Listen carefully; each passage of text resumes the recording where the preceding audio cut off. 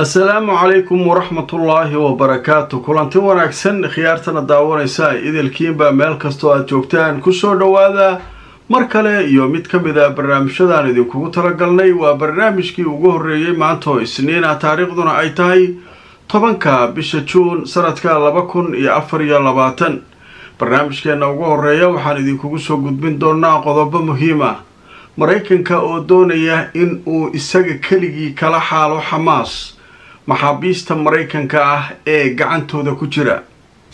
haddaba arintani maxay kaga jawaabi doontaa Israa'iil Hamas de ma u ogolaan doontaa Mareykanka inay arinta iskiis ay uga xaajooto haddaba sheeko cajiiba oo Mareykanku ay bilaabeen ayaynu halkan idinku soo gudbin doonaa waxa soo kale aan barnaamijka idinku hayaa Mareykanka oo xalayto u gudbiyay qaraar mar kale golaha ammaanka kii hore ayuu wax ka soo bedelay wuxuu doonayaa Biden qorshihiisa oo wax yar laga bedelay in ay mar kale ansixiyaan haddaba Ruushka iyo Shiinuhu ma aqbali doonaan iyana su'aal kale oo meesha taala waay waxa soo kale barnaamijka aan idinku hayaa xukuumadda Israa'iil ayaa waxa ay ka shirtay Al Jazeera xafiiskeedii xirnaa muddo 45 maalmood ay u dhamaatay haddaba waxaan hore idinku sheegay 45 maalmood kadib waa inay dib u cusboonaysiiyaan ama ay iska daayaan haddaba go'aan ayay Al Jazeera ka qaateen muxuu yahay go'aankaas barnaamijkan idinku faahfaahin doona sheekada ugu dambaysa ugu xiisaha badan barnaamijkan idin hayo waxay tahay maanta waxaa la soo saaray war la sheegayo madaxweynaha Ruushka Vladimir Putin inuu booqasho ku tagi doono toddobaadyada soo socda Kuuriyada Waqooyi wuxuu la soo shiri doonaa hogaamiyaha Kuuriyada Waqooyi Kim Jong Un wiilka jaaga xirka ayuu kulan la qaadan doonaa Putin maalmahan waxbuu falkirayaa xalayna waan idin sheegay inuu yiri waxaan doonayaa hubka aan hayo halista ah inaan saaxiibaday u qaybiyo nacab Mareykanka haddaba sheekada ma xiriir la leedahay ma hawl kala iyana wixii kulan wanaagsan khiyaaray meel kasto aad joogtaan ku soo dhawaada mar kale iyo mid kamid ah barnaamijyadeena waa barnaamijkii ugu horeeyay maanta aan idin soo gudbinayo oo Isniina haddaba qodobka ugu horeeya waxaynu ka dhigaynaa telefishinka Al Jazeera tan iyo markii go'aanka laga qaatay inuusan ka shaqayn dhulka Israa'iil ay maamusho waxaa ka soo wareegatay 45 maalmood waa bil iyo bar hore waxa idinku sheegay in sharciga hadda Israa'iil uu u ogolaanayo maadaama xaalad degdeg ah lagu jiro go'aan kasto la gaaro waa 45 maalmood kadib waa in la fariisto oo dib loo cusboonaysiiyo haddii la fariisan waayo oo meeshu ka baxaya macnaha sharciyadiisa meesha ka baxaysa marka arintaas iyadoo laga duulayo ayaa wasiirka isgaarsiinta waxay keentay golaha wasiirada sheeko ku saabsan Al Jazeera waqtigeedii waa dhamaaday sidee ka yeelnaa 45 fax iyo Jabaaliya iyo way dhex taagataay way shaqaysataa shaqadeeday qabsataa meel shakaliya ay ka soo waramin waa Tel Aviv iyo meelahan iyo ayadana wariyaal madax banaana ciidaas lacag inta siisa wax walba ka dhacaya mudaharaadyada ay nagta isku hayaan kulli way qaadataa nin lacag haysto wax xili kara ma la sheekara way marka hawsha halkaas ka gudbaynaa qodobka labaad ee barnaamijka waxaynu u gudbaynaa saan hore idinku sheegay Mareykanka golaha ammaanka wuxuu u gudbiyay qaraar inay u codeeyaan xabad joojin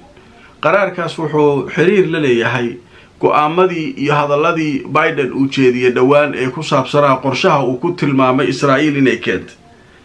haddaba markay hore waa laga diiday Ruushka iyo Shiinaha iyo waxay yiraahdeen waxaan wax shaqeynaa ma Algeria iyo dawlado badan oo meesha ku jira waxay wax shaqeynayaan waliba Ruushka iyo Shiinaha waxay yiraahdeen waxaan la soo orday iska dhaafay kuwii annaga ka hor golaha ammaanka go'aamadii uu gaaray aw Israa'iil ma fulis marka waxaan aan ugu soo wada nagala tagay hadda marka maxaa leeyahay qaraarkii oo wax laga bedelay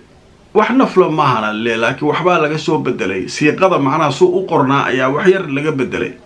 ayuu xalay haddana Mareykanku qaybiyay haddaba aan idin tuso waxa la leeyahay Washington waxa ay qaybisay mashruuc qaraar oo waxun laga soo bedelay kaasoo ku saabsan xabad joojinta Mareykanku ay doonayaan in laga hirgeliyo Gaza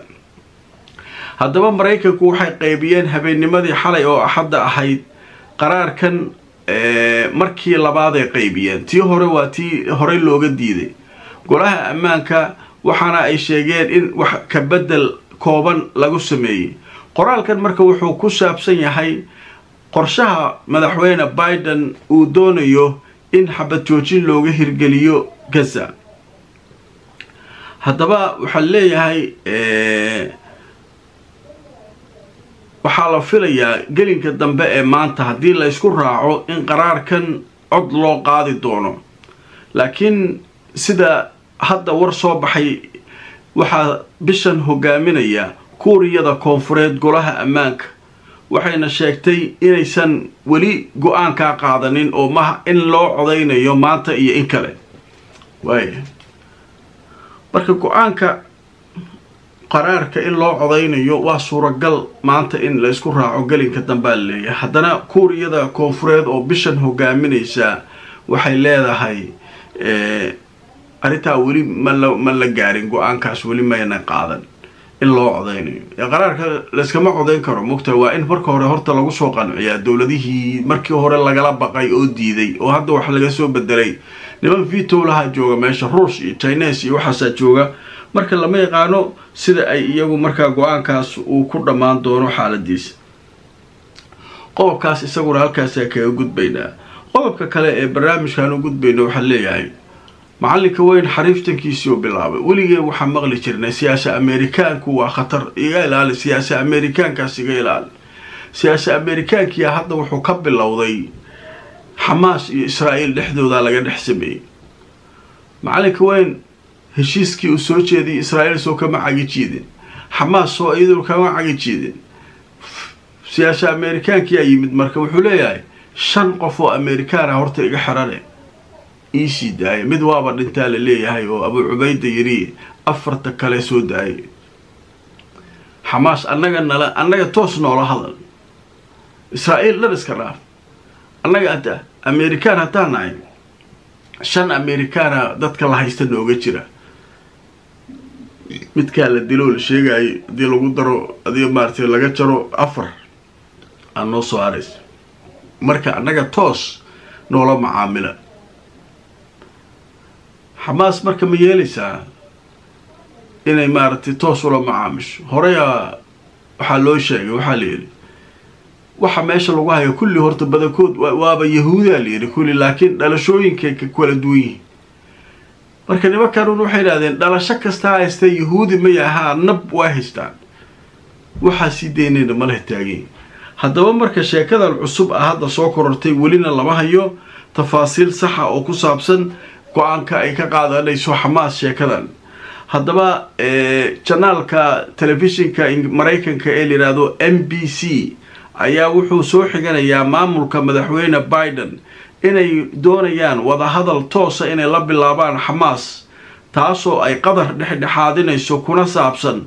in la sii daayo dadka Mareykanka ah ee Hamas gacanteeda ku jira haddaba shabakada yiraahdo NBC oo soo xiganaysa mas'uuliyiin Mareykan oo ka tirsan maamulka madaxweyne Joe Biden ayaa in arintani suuragalnimadeeda hadda laga xajoonayo laga wada hadlayo oo marka Mareykan iyo Hamas ay markaasi ay arinta ka wada hadlayaan dawladda Qatar ayuu Mareykanku ka codsaday inay arinta toos u dhex gasho oo Mareykanka iyo Hamas sidii shanta Mareykanka ah loo sii deyn lahaa haddaba mas'uul Mareykan oo darajadiisu ay sareyso ayaa wuxuu sheegayaa in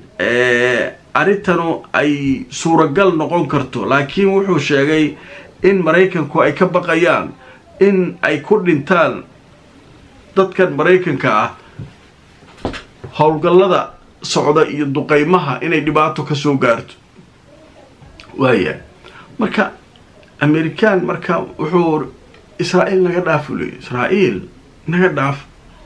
ورانيك الشن قفا إيقا مقاني بقول إلا باتن كان شقاكم بليه شنتيدا هالليسيو شنتا هالليسيو قدر هوشا قل marka hadda qadar hawsha loo diray xamaasna maaratay hawshaas waxay ka dhihi doonto wali jawaabteeda ma soo bixin lama hayo maanta aan idin la hadlayo waxa tagay magaalada Qaahira wasiirka arrimaha dibadda ee Mareykanka Blinken wuxuu u sii socdaa Israa'iil aritaan inuu xoog saaro oo maaratay wada hadalladan iyo wixii bal uu ka gali karo aritaa inuu ka galo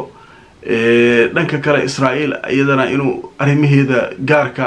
iscasiilaadan Gans iyo waxa kan iyo iyadana uu dhex galo iyo arrimahan ku saabsan wada xaajoodka marka arrimahaas oo dhan ayaa gobolka ka socda wararkii ugu dambeeyay dagaaladuna waxay sheegayaan in Israa'iil ay duqeymo kale ka geysatay marinka Gaza ilaa 5 majaazir ama xasuuq ayaa dhacaale leeyahay 24 saac ee la soo dhaafay dad fara badan ayay ku dhibaateeyeen halkaas qodobka ugu dambeeya barnaamijkeena ugu horeeya maanta ayaanu idin faahfaahineynaa ninkii Putin ahaa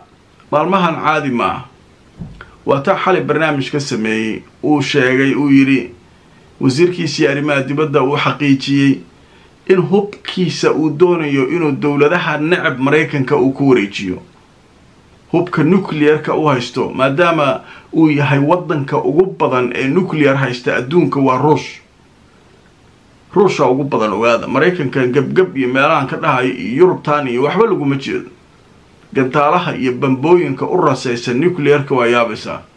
isagoo alaabaha waaweynka looguma tago Ruush waxa wareeriye droonkan iyo waxa kan oo casrigan gadaal ka yimid waxaana wareeriye mahane hal la isgaraaco alaabtaas waaweyn waa haystaasay marka waxa uu leeyahay alaabtaas hadda qaybina uu yiri xalay maantana marka waxa soo baxay waxa leeyahay socdaal rasmi ah oo wuxuu rabaa inuu ku tago wadanka Kuuriyada Waqooyi wiilkii jaaga xiirka ahaa inuu la soo kulmo rabaa marka waxa laga baqaa ma arintii uu ku hanjabay ayuu jaaga xiirka ugu socdaa ma arin kale ugu socdaa lama yaqaan waliba dawlad kale ayuu booqan doonaa ayaa leeyahay iyo jaaga xiirka labadaba hadaba aan idin tuso wargeyska Asharqul Awsat ayaa wuxuu leeyahay Putin waxa uu booqan doonaa Kuuriyada Waqooyi iyo Vietnam marka waxa leeyahay toddobaadyada soo socda gudahood Vietnam iyo Kuuriyada Waqooyi waa laba dawladood oo Mareykanku aanay isjeclayn waayahay journalka la yiraahdo